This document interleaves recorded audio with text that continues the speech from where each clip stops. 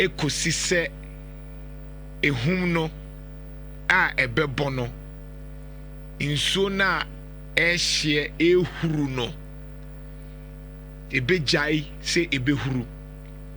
fa yensie ye se de beya emra emu odene no sa bre no na de masie aninti David ebompaye asiminam esum kabibom mpo a minsuro efrise wa ba ene opoma ene bome ho bai amai no esi apenie omai ni esu na eya efrise obia boto obia kem obia esu atweme edin mesubi obia boto obia eka nanso ene areho ni wom nanso madwuma no nti madwuma ni se ye beye ye ho aduro ene ye beye ye ho aduro na entwa ba ye beye we will speak the honest truth ye beka no kre na ye ntimi nkan ye beka biem every say ade na eya ne se uhu ade na wo ka na amanyo nti ye mpese ye betie asamne eba eya na edin sabi enye ye ho na teye ne sori anopa ni ye kekam ni ye dede egu asum enye penu no anka menya anka nsu ato na mensomada from last week na me yare pa me da so yare manza me nka nkyerɛ me sori anopa be ye adwuma me gina ha se me tu ahwe enso me ginem na me ye adwuma just to come and serve you but me ba me nka se me yare me be ye adwuma edura me no me anam de hye me ho de me komu enso me wa ha me ye adwuma just to serve you enti se me betena ha eya na eyo mining tia enti na de bia mesre se yire ho na ye adwuma de ahye wo nsa no yire ho na ye no excuse let's work enti na no lumba wuye no me kan ho asem me se me drew level a ewuo enya me nwanwa biem de misuro any impact cement mi anya bibia ma onipa enya me so mfaso last week ya na me kasa asam na kire onipa nti me se mi nsuro wuo biem de misuro ni se menti mi amfa de wo mi mu empie ama Dr. Mars Moro o kana asembi papa ya wo ye sofo ono nso ne yire ne ne ma omu kwa ko preachi omu ti play mu omu nyina krashe ewuye ba wutie papa ne last word o say you must die empty and it's so striking that's the way me tie o say die empty because the greatest talent, the greatest innovation, the greatest creativity adwene ye papa enkofo enyo man ke betimi aboa oman no ehyesie because ye wododo na owu ya nanka enam ne sunti kagana betimi ayeyi nanka enam ne sunti anka Ghana ye nsresrade nanka enam ne sunti anka Ghana ye kramo ne ye kranyo ye nkrasa ka ye ne ye produce anka ye Ghana anka efe anka gold no ye ne ye use ne ye ayade ye nyina ye se form. We die with a lot of things. We need to die empty. Yewu yebewu no na yewu se ye wie yesu owu no he died empty because no nim so why yeah Paul kana ko panama ko awie de o se me ye bia ma ya awie meti ase a meti ma Yesu Kristo mi wu nso a mi wu ma Yesu Kristo wawie empty died empty e wo se ye wu ne ehu se ye so abamfaso se wo so bamfaso a wa wudie nanso beti ase ene me kan ba ko sem bia kirew mina na bewu edin pa ehye adakam a gise oma omutai ben me ene me ma me mabusuafo no mu edin ehye adakam a meantime pie pa gise obi a onim saa din no ene ohia me ana obo me papa de me to me nana Jantuah Antoa ya me fa ne krensi enti edin pa ehye adakam a de frɛ me pa no eye koji enti me kona o mo nim no mu ka se koji saa din no me na na din ye de ne to me ye de me to no sorry that din no o de maame na me kai ebra obewu no na oyare no se ye kwa Antoa ne ekobɔ mpaya me papa be ka chem se kojo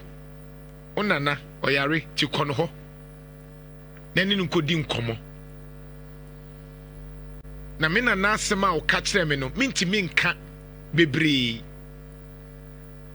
na me nana nso oyo kirekire ni na oye very disciplined na odoman edo asori oyi na kuma mi ye de obeye bia na de metimi aka ne se tama na one me kasa then tam na misa na one me kasa o se me ko to adwuma ne so e bompae ma enche na me ko sana me nana e kan e nyoma bi wo kan ba mentimi nka o se me ko na to adwuma ne so I felt say aso di bibia what transfer bibia ma me papa kra ni ma me nka asasam ne nkyere no okagu masum o se me ko say die a enche to adwuma no so ate ire ho enti me ma me num ne papa omunimi no so mo bo ko je yi a de omode to aso ye de awawu nso na ote ase ene na me yi sa bakosem we a kire mi din e sha adakam ba ko entempi ti so wa bem e ko je yi me nana din ye de ma me san me hu so wa transfer sa honhom na ene ye din no kreka me nsura de ye de wo so ye sumoman no sum nipa bu nipa be humble men envy obi a men kohwehwe obi diem nti eka ko je ya se de wawu enso na ote ase me na na wu nso mete ase nti ube hu mo se Nana Jantuah onyini saa but nyoma na ewo mu ni transfer no me je me na na mfie ni bi aka ho nti me mu no me obe 80 years nti na nsem di wo ho a me ka ho nti ase me ma me ne me papa mu wu me enim me gift onim 12 years and I'm a share adwuma di na se ye wo nyoma bi wo ho a me hu ansa na esi eno ye me gift enti se me betram from na me kasa te se normal journalist bi eno ti no etore bi ankofo bi ntimase no me betram from na me kasa obi a wunnim me enni me background no ebe ye wa adwen so journalist o Nana Jantuah no de unnim nyoma etamachi unnim de ye wa akiri enti me nya adwuma e ma kwasitwum de bia me kasa asem no bebia me ye adwuma bia no me ye adwuma ma nyankrompon emre ne so na wo se me kwa mekọ time ne so a oye de nam se me kwa mekọ cha na me ye madwuma ne mo de misuro ni se yakopon bubisa me ma wo sa akwanya no e de na ade ye Jinano na meka police for asem me say na wo tumi no ochina na wonsa untimi ntini mu biem meka asasa na wonte ase de bia meka chempanyfo ni say amanyofo munhwe ye munhwe ye na de mu ye yen no ebedru baabi tumi na etimi dane nano making kind you may be Sirach chapter 10 from 11 ekono Diana Mekai 9 to 11 hono Diana Mekai Diana Trene Kai I say enso ni anwea mekan wa ha enso ni anwea Edian kwa ni ahantan ni dwei Any kokoti na me ye ohene na me ye say na me ye say e de ne epe empo ye tiase empo no ye honam pro ochina na ohene bi tiase ade bechi na ohene bi awu yare bi wo ho a doctor ntimi nsa na emom so nipa wu a enioma miensa pe anwansena ya ne mimwa ene den sa anyoma no maggot worms nsonsono nwansena ne ya ne mumu enioma miensa pe ena onipa eye ne dia enu nti na manim bro bi ade no ade ba kwa me nana papa ka che manim bro bi ade se wo na so enhame me ba bia me sheda me dan kra no etore bi kra me na bed so me wo ba bia me da because the way I'm seeing life na different. Intimi sorry anopa emma manim bro bi ade. Untimi fasika me dada me untimi fasika hunehuna me untimi nyete so be bribe me I don't baby amedri untimi fa bibia de amedri ne se Nyankopon be do me na matimi aye nneoma a ebetimi asebe no. That is all that I think about. Mummy embre ye ho ase. Hwe animonyamfo ne de esiye edin yebesu ne papa ka ho rasa monsapon me papa preko pe o family tese ne ba other people ne de minimum wa akire but the obe me pa de e wo saa ewu yi mu eye me papa Dr. Samuel Sapon eto de bi emu ye den na nneoma bi koso na enya yi a obonso wo ho anu afrew Nana hoye the wo be sini medi nkomokra ase sebi me mom na me ba no obia woni ne be san bia no papa ne bre no ase oba ha emre bi na minyambai obetwa mi akopem se me ba ako Dr. Mane boama me ne na kasa wo radio so ba me sia ne da but ojo ne kasa ye the way ani ne yesitie chese Honorable Mutala, who is a niso share, but akuma pa ekutano no. Any day we will see drug Ghana no. Omamu ye na ewe busia. Now so sometimes and you may be basaya. Na ye di suya de, but the na no penameti and say yem fensuya de. And that is what I'm saying. I'm telling you. The honest truth. Yem fensuya there because this week nipa besewu. That's the honest truth. That's the honest truth. Ade we oh 2 days pepe ye rebefi ye besa ye de ye no. Ye besa ye MPP ni NDC nyoma no. Bibie nhu ebesie ye so de ye nsua hwe. No kura wom ne se ye wie ochina ene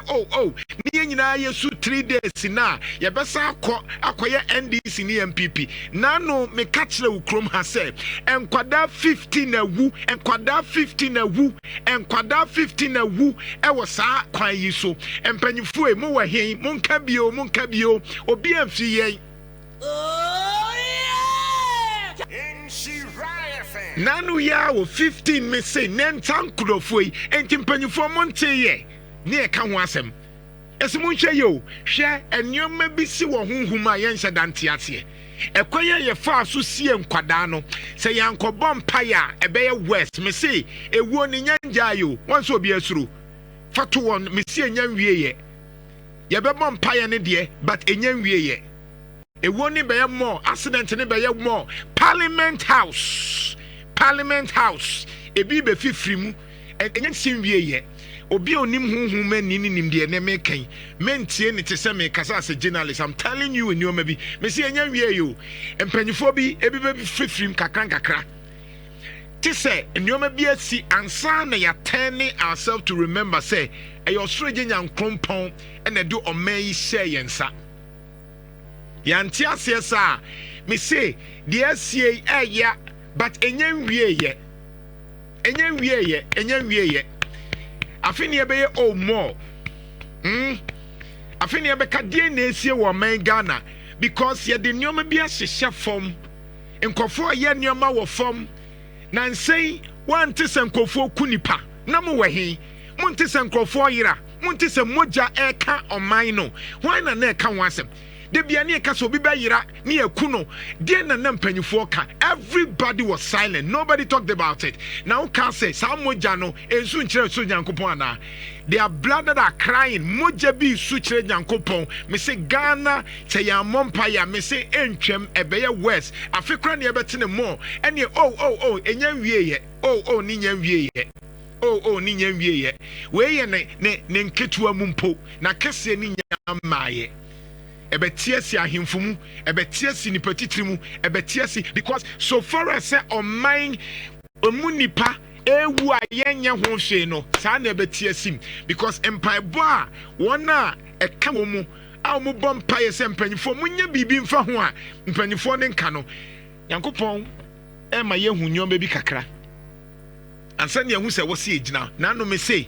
yera mahama so be expressway eye pa ba sese no akra kuma se onfo na ho odi nhyem na ndisi fo ni bi di atem na wonim de mo ka na ho ahwa ne eka na eka ni say because enyoma bi wo ho a ye hu ne wo daache ba ye ntimi nka ne ye ntimi ka se yenye akra no yemba mu ye wie a expressway no ye betimi aye ye wo sika bi a yemfa ma akwa anim na me ka se accident na asi 50 no ebi begusu asi Kofi Ukai. Yeah, Mekai Nana. Kofi okay. Mekai pa. Okay. Yeah, and you were in fact not why a very passionate call to the president say Omon Kasa about Nipa Yelusu on life now. Why any day? Omon say the old one no, you better fix it and son no matter care about new one. And another thing say 2 days after, and rules minister never can say they will still go on with the Mampeni cast won't be a new one no. And na omo be go on with enti nana in fact na me no wa ha ehu information and we were shocked so I said yeah can omonte enre ya akra to ayi kono ngo ha ya unko ba bia wo try just we ya nana car nipa enra na helicopter ne de ni si ye na se enra ma me botwe me say hu ayi nipa ovan akohwewa ma wo mu nyina nana na reho e wa just kwem this week e bi be say and I'm saying, hey, this week be says it's a Kumasi road in India. This week be says and Nana say what statistics now. The pennyfo chain say 7 people die every day. 7 people die every day. Yeah. And only the yakan. Na the intimate kan ya no eniho. Yeah. Enti e kan kwanhia ho asem a. Hwinsi. Ano eden. Enti na me kan na me say Parliament House. Omudi order 92 so beka ya order 93 order 94 last week ya na make us asem say adie hia ye nye but you see on mine and the revelation back on mine amanyofo atimi ayere ho ama na ye NDC ni MPP enti asem bia ye national issue no ye mfa ho wodi ene sesa wo kwaka asem no na wonya ba mu na ye ne NDC ni MPP a NDC be gina fa na MPP agina fa enti bibia ensi enra ye nyina nim se nka president oti sa plane ka de be chi no ke be ka se yewura John Mahama president so wahye nana chese enra na chese utie intel free presidency ho ba na nka eso wo ka ho but CBB be boom kakra and of course see anopa no sorry no say ne ho nhye da nye ni yi papa ntinka omane mu ni kan ni ade na omo enko ye na akwanya no eba mu a ono so be follow up na wa fafem aba na nana ntinka president of the republic will be part nana ewuo bi e yade but we ewuo mienu enkwanhia ne ejade at the same time plane na ebo ho na wo be pira wo mu no kura ya another thing na ejasa to mu ebia we pira kura nke so mu ebia benya nkwa no wo se hye aka ho and so ya another thing but kire ye bibi bibi nsikwa and am see the kire no enye nwieye enim say na meka honest truth no the kire ye no 3 days asem ene ye na 3 days just 3 days morning ebi be si biem enjai me say na say no so me enkwada na 15 ye sie wo mo me chofa picture no to enkwada na ye sie wo mo te se emoa yamfo ma abusiafo ne se yamfo mu kura nkofie na beda hwe na omu kwas omu koye nyame adwuma omu nyina saa moja no enu nti sa okotwere mu a timer Cain ekun Havel no Abel no na Cain nim so awie but onam ena nyankropon busa ne se na onua ne wei no se na ade me na mhwe me nia so ana no se sa me hu se onua moja esufre me emoja esufre no onua moja esufre no hwe abusianfo a omu because of accident esu a omu suo saa moja no se entimi enya ancestor ebeye west ye kan ya na eja ye parliament de ye politics so ye wose ye akra kumase ye nya panyi bia panyi kase bia entu helicopter mpo se omu ba be witness de see wo dwaso na ye see nipa 15 no he enkra ni o so bra Facebook na be hye enkra ni 15 years 16 years 17 18 they when you wo mpo me say 25 this is sad enti the point is that if the country nsem bi akere na watie ha and they will speak the honest truth me say nyoma de nkofo de nyoma hyefom nkofo de nyoma hyefom omumu anini nim de ye kan moja wo fom nkofo ye nyoma because of money say no nom ko e galam say hu adwuma say de na pesa wo ye no nkofo de nyoma hyefom say galam say for no my imagine so metu masia omuso be so ni wo ho enye simple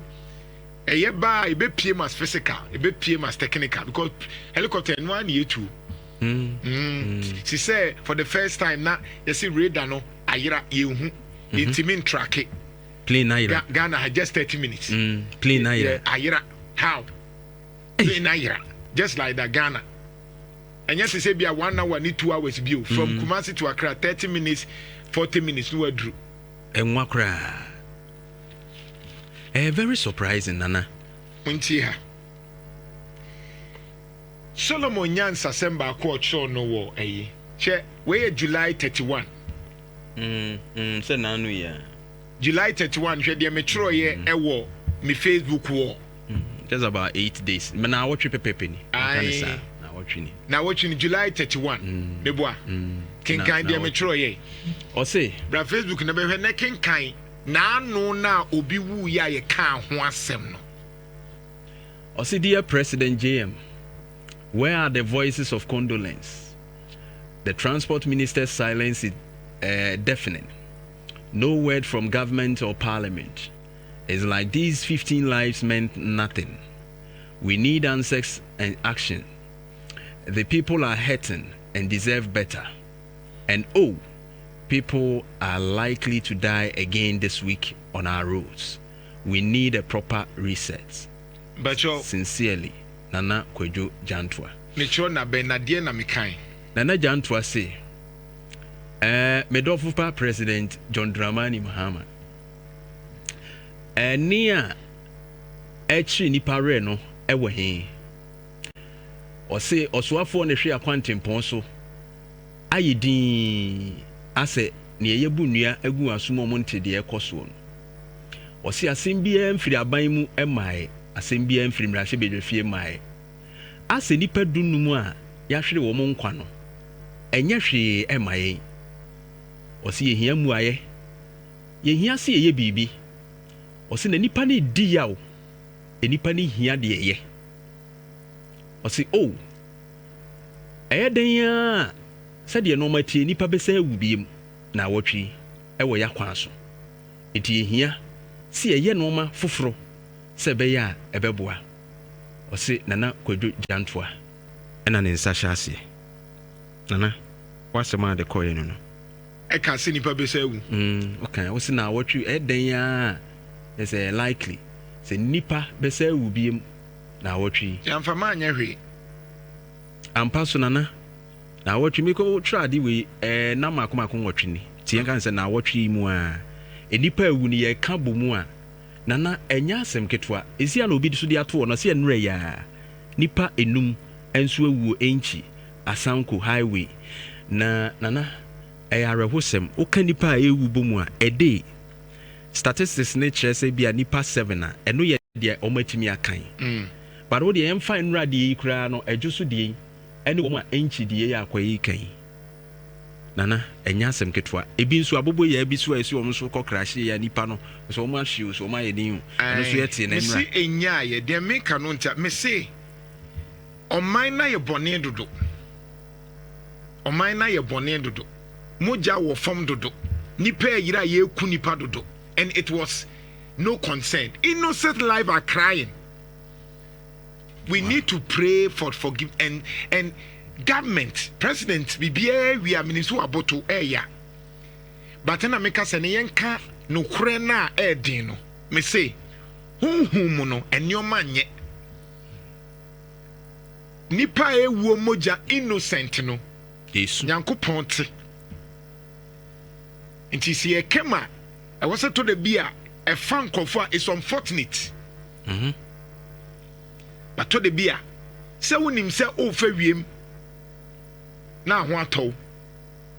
omo nam efom no omo wuo nipa 8 yabusuafo me papa ka ho nanso no kure na ewom ne se abusuafo a omo abusuafo yesi omo because of road accident because ekwan ne yemienu no why na eka bia ma omo yewra John Mahama minim se wusu de nanso enkwada 15 na omo wuye no ya ne national morning na ma omo ankoye national issue yensu abusuafo yante se aban edi sika mom so omumfa ntofunu adaka oman ne kura kawie ya na etwa mu enre ya nipa 15 so konongo wo mu nso kenkran wo mu kɔ yetwa bre egu wo mu so yebetwa bre enye national issue ba minim se we ni ntino ebia parliament be sua de that helicopter after the investigation say ba but car there a monokra etiminya accident yes enra na ewie mu nye but media de medi sua ni nyina ni ene de mpesa meka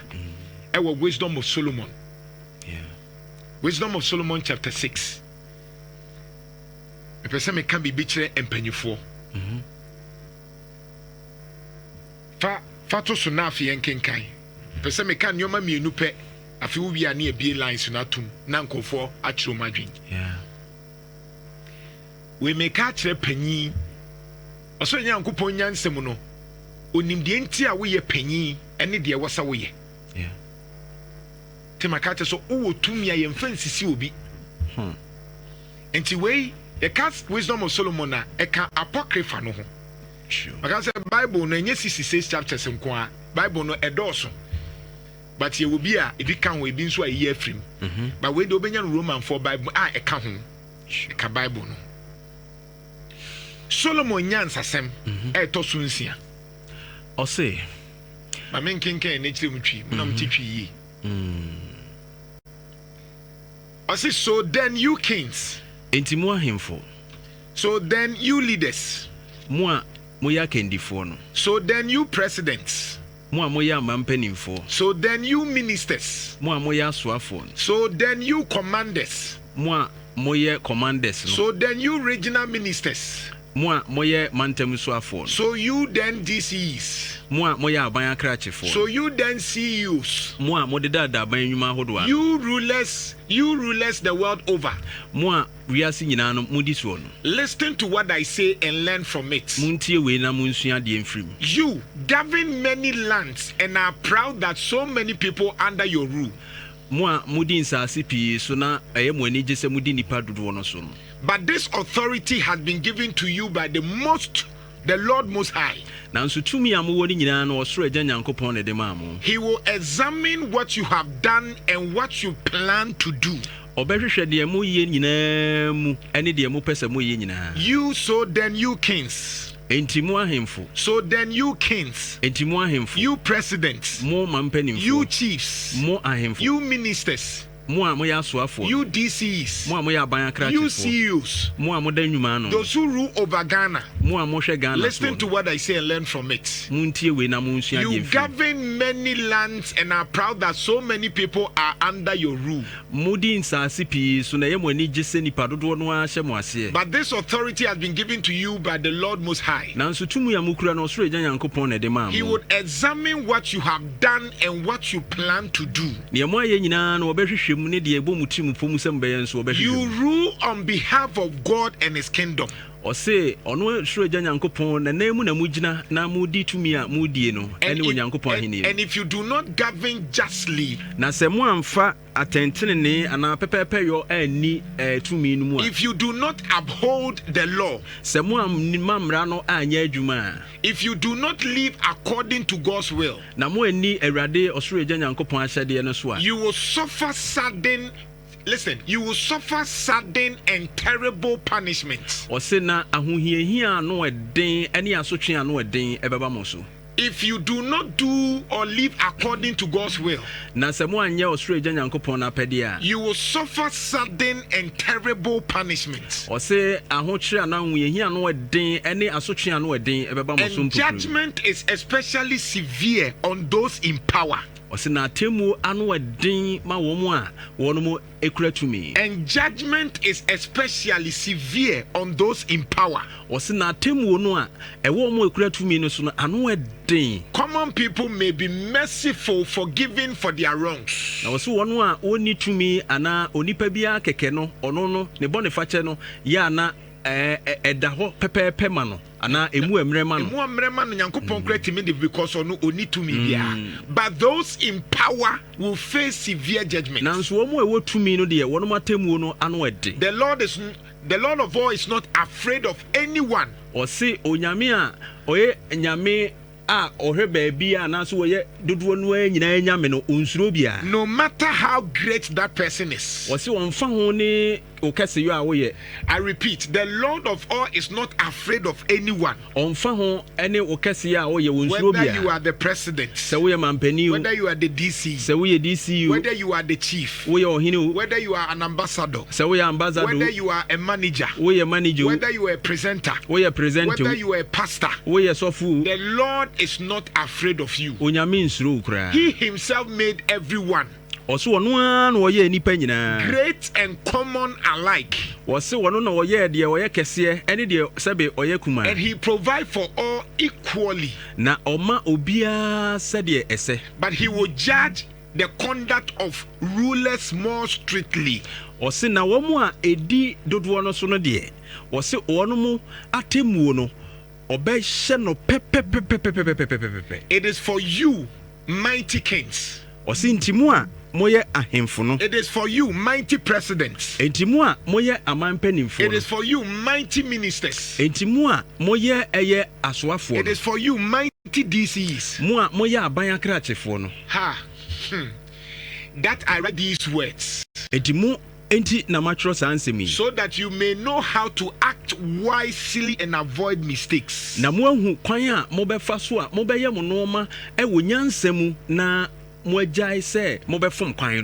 are holy matters.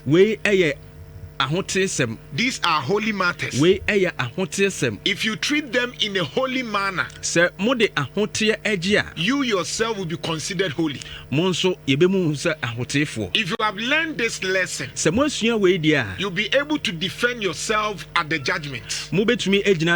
So then, enti make my teaching your treasure and joy. Moma men kyerɛkyerɛ ɛnyɛ mo agyapade ɛne mo anigye. And you will be well instructed. Na ɔbɛkyerɛkyerɛ mo sɛdeɛ ɛsɛ ne fata. This is Wisdom of Solomon chapter 6 from 1 to 11. Wei ɛyɛ Solomon ne nyansasɛm a ɔka. This is the word of God. Ɛti nsia kyekyɛmu baako ɛkɔsi ɛyɛ nsia no so. Bra summarize it. Na afei yɛntoa so. Enti nana neɛ waka nyinaa kyerɛ sɛ ɛnyɛ ne mako. neɛ Solomon nyansan mu no nyame nam ne so aka ne kyerɛ sɛ woyɛ ɔkandeni a nyame wɔ nhyehyɛe bi wɔ hɔ ɛmfa tumi ne nsisi obi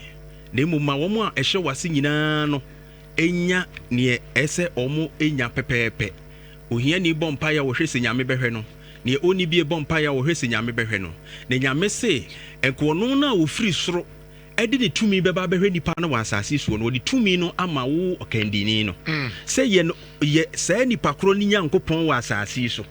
nyame nam ne tumi mu nam wo so de aboa saa nipa korɔ no enti nsisi no na ɔse tumi no ɔde ama sɛ fadi saa nipa no so nsase no so ne ade nyina no ɔbɛba de wabɛgyina atemmuo mu na nanadeɛ baako ɔka ne ha ne sɛ wo no a yɛ kandini watemmuo no bɛyɛ dene akyɛn wɔ bi a ano bɛyɛ dene enti President Mahama watemmuo ɛdene President Nana Jantuah watemmuo ɛdene President Kofoɔ watemmuo ɛdene President JJ Okofom watemmuo ɛdene President Atamils Okofom atemmuo ɛdene Kwame Nkrumah atemmuo ɛdene Liman natemmuo ɛdene Kofoɔ natemmuo ɛdene abusuafo ni nyinaa atemmuo ɛdene sanse ɔse de ɔde dodo ama no no ɔhwehwɛ dodo nso ayɛ den afiri no Members of Parliament ɔmo atemmuo ɛdene papa nipa bɛyɛ 40,000 80,000 no ho na egu ɔmo constituency nyame de tumi ama no so wɔn fan hwɛ ɔmo so no so ɔmo common fund de ba no okudi a so common fund ne ba ɔmo supply no na wanhwɛ ɔmo yie ɔmo hia nsuo ɔmo hia hwan sika na ba yɛ mfa nkɔyɛ no odi a nyame so ɔno na temuo ne mu bɛyɛ dene akyɛn ɔmo a ɔhwɛ ɔmo so ɛwɔ constituency no nana ɛka bibi kyerɛ yɛn sɛ tumi nyame de fam yɛn saa asɛm wo kyerɛ sɛ tumi nyame ɛna de fam yɛn na wahwɛ yɛn sɛ deɛ ne yɛde sɛ tumi no ɔde ama yɛn ne bɛyɛ ɔno ɛna ɛtumi ma nkoa ɛtumi bɛyɛ adehyeɛ ɛti sɛ wo na nka wo ni tumi na ɔma wo tumi ba bɛnya tumi a ɛhia sɛ wohu sɛ nyame ne de ama wo na wo kurakura mu kwa saa nwom no yɛkurakura mu kwa ɛti wo kuram atemmuo da hɔ ɔtwɛn o ɛma ne nyɛ te sɛ asɛ tumi ni yawo dia de open na obitimi kasa nana obitimi kasa do you know who I am do you know who I am I can change your destiny I can oh yeah why who are you do you know I'm the manager do you know I'm a CEO do you know I'm the president do you know I'm the minister hey me DC oh yeah why akwa bi time wo kan ebre bi atwam ai o nya me ko iko you know my ko iko ba o ye ko iko because nyame na di tumi afem o enti omo ewo tumi no unim nyame ma ye tumi a ho oma ye tumi si ye de beboa wo ho a emre no wo mu enso ye besre esu a yesu ya ye kan yakwan nye esu a yesu ya ye ka binim se hospital ena no doctor ye wo wuye nana catheterization a wanya wodi wuye wo konfoanoche yemfie yesi ehia se konfoanoche anya hwe yenya bi konfoanoche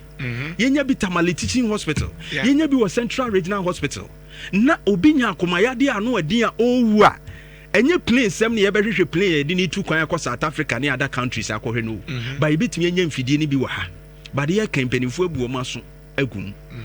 obi eye bibia kakra obi nya edinti ba de kai ye se sebe mpredua se kwesi buru ni mfiri ba bi so obeboa yi o se wo sebe obi obekotoa rope to agya anan na ye se obi beboa mu agya anan enti ehu hia se yen hu se tumi ya nyame de ama ye no ye de beye ye hu yie enti nipa ewu o hospital nana ese yetimi di sika a ye twa wo health ye de boa no wo mu wuo no mu gya ni su o mu ekwan ese ye ese o mu fa so a ekwan ne ye enti o mu nya nkwanhie wuo no mu gya ni su and I agree with you that there are innocent blood esu and these are the cause of our wounds now ese mpanifo mo mani eba o mu ho so na o mu hwe ne yetoto no ma ya esisei no a ɛyarahosɛm yɛnyina yɛtwa agyaadwo de but ɛsɛ sɛbe Solomon nyansa no yɛde to ho na yɛhunu sɛ ɛdeɛ ne yɛbɛtumi de yɛtumi ayɛ nyame akyɛ yɛ bibia agyapade ɔde akyɛ yɛ nso yɛtumi wama yɛ gold wama ye oil de na nyame nya ye biem ode say tumi nyina no ma hye ensa man wo do bi anya bi but de na ye de aboa ye ho aso man and it's a challenge. It will be a bebu akuntade ba wo adodo no hye wo nsa no obebisi adodo no ye afiri wo it wo munhwe ne ye asempanimfo obenya tumi a tumi no nyame de afam ne ho atemuo ano ade nyame mfo mo kransie ye and all others o mahwe o mo nkwa enura nipa ewu ye edwo so kwa emunya asem ketwa that is just to add up o mo ewu dada no nya asem ketwa from road accident ye kan ne aka ne kira because sabe etwa kwan no na nka wo dan a wo se kwan ne tene matese ye se mampani aboto no aboto yeah enra and yes we ntimi ampie kura and am say sanka yenti asem and yeah and you see adi we yes yakwese states ya declare states morning any other way now I believe say enya 3 days observation say ya the morning 3 days but psychologically ya dwini mu no and na ya dwini say kosisi ye bewie akwan a ese fata me say road ne ya they would have come by road. Say road ni ye pan ke bi omo de car because omo ba sare ndi omanim to oni traffic mu and free ho ba no so omo simu a win when the mrika omo ko mbeduru be kwan ni nyenti sometimes they are tempted so omo be fa plane abesie na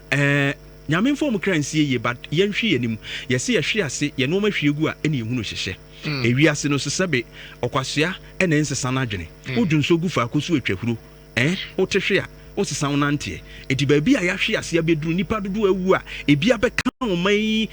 nipa kesefu ewu mu ni ade no ese edi yesu ehunu bi na ade ba akwa meka is about galamsey we ya ase nyina no galamsey ya yeko ene won hyehyɛ ya mpanimfo di gu akwa mu se ye betumi akọ galamsey na we yesi emoja a ehwe egu ye mpanimfo mu gye yemfanye seal Emma galamsey ekwa ye kono se ye bayiri mu ama ye nhwehwe ni mu si ye hwe we anim nana hwe nipa ewu nam galamsey nsu a poison for gold ensufu amanfo no mo anya kidney a wo mu wu no ye nhwe nipa dudu akọ hospital ewu mo de anya nkwanchi enti amfre na toyere nchem but they ate poisonous foods a free galamsey ensuo ni adimu a ye nom ne ye de wu enu hu dwumadie na mampani wono mo koyade aye nti won kai se ne nkrofo bi akowu nam galamsey dwumadie so nti onfa mu ani bre ne yawa aka na koma sesei no onfa enkle galamsey no kran tentem enti am believing say ye wie we nyina wie ni areho mu wie a sa areho no ma ne de nto aso na onfa mu ani bre mfanko galamsey no onhwehwe ani mu wo ye party member kran ne etuku a na no bi na ase de shoot to ke I Nana sabre dia support I support wo hwe se saade we yens de enti na siye galamsey hu dwumade no nkodi I support mampani yawo na ba wakuma mu no shoot to kill I support it because galamsey ni yentu ase ye ho ntoye ade ne kuro da ye ho na yenhwe so mmia ne ye sori ye de plata taso ya boso pada akotra so dem ye ho atoye mi wu aso ade ne haye ye sori ane akoso ne pan kakra bi ye koye program kakra bi ye koye we kakra bi whilst we can crack the whips heavily to remove this canker from this country nana ne me work yenkwa amane so na ye ni pose wa ntwetwe nkomo